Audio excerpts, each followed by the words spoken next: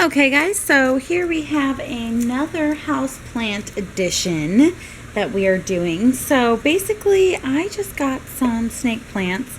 They have been hanging out in this pot for a little while, and I've been trying to integrate some new plants into my house. And snake plants are actually really good plants to bring inside because they are great air purifiers.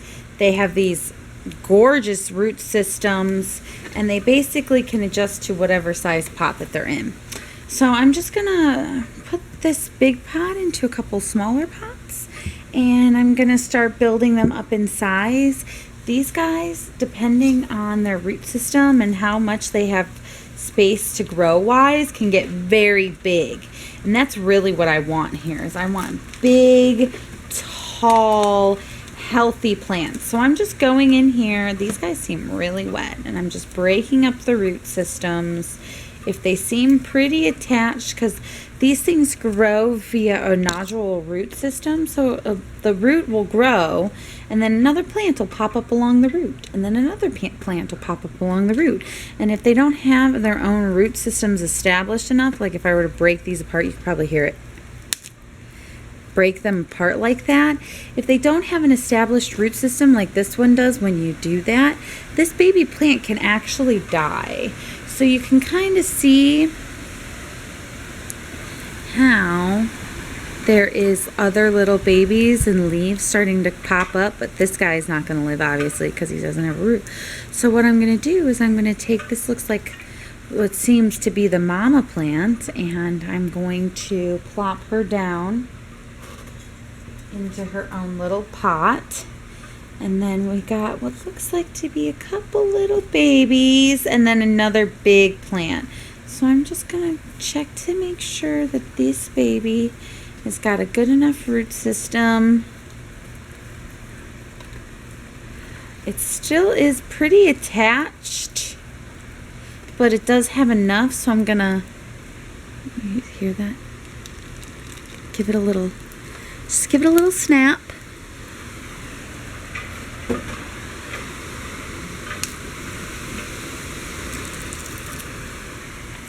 And you'll see, oh, there they go.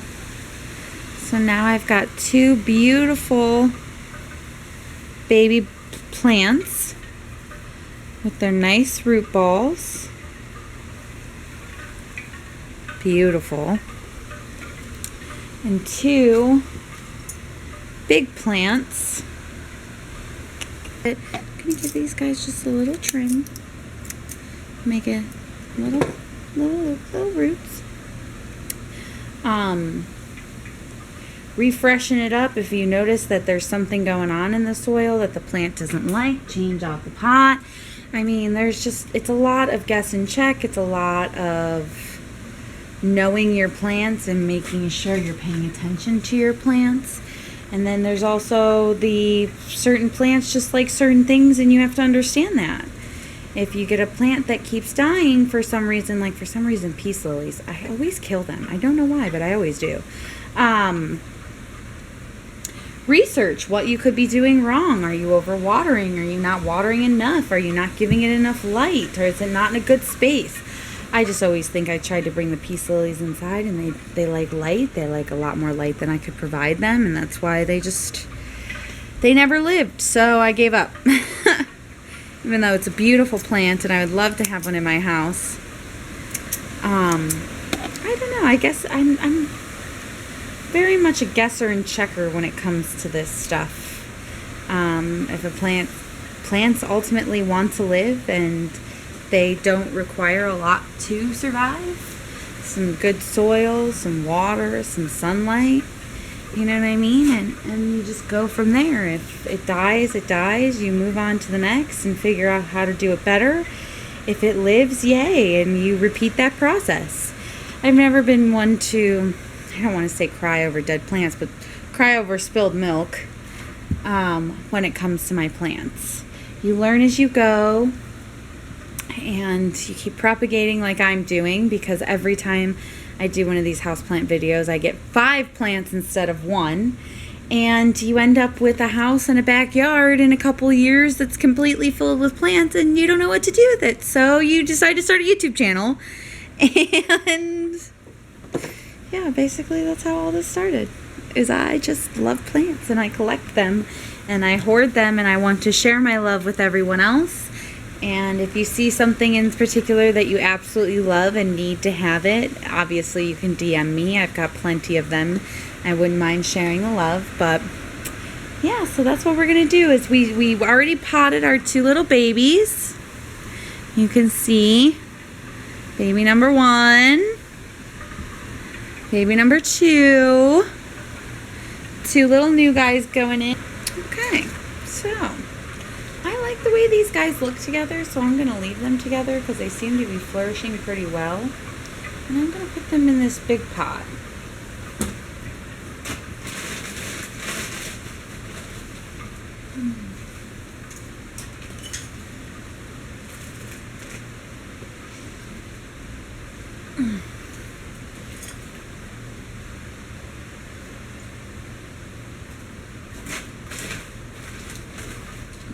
If you're like me, you make a mess all over the place and you have to go back through at some point and clean everything up. And again, I'm just doing my normal mix. I just do like a little drop of compost, a little drop of garden soil. I think I'm even using like a generic garden soil. Heck, sometimes I even get my soil from the dollar store. Yes, the dollar store. Ladies and gentlemen.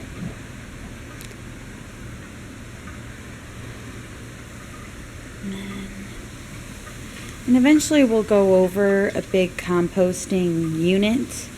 It's really not that hard. I got really lucky because one of my old landlords gave me a composter. But if you don't obviously have that option, you can make them out of pallets, out of scrap wood, out of basically anything that you can. So yeah, now we've got our snake plant here in a lovely little green pot that will go inside, and we'll just obviously wipe it all down so it's not dirty. And I put usually a little drip dish underneath these, or a little sponge or something, just wherever, depending on where it goes. And this will be a great air purifier for in the house. It'll be nice and beautiful and green, and it'll be happy. Well, that is all for today, my plant babies. Enjoy. I hope you love this video. Like, share, give us a thumbs up. Tell all your friends. I look to see you back here on the Garden Goddess. Thanks.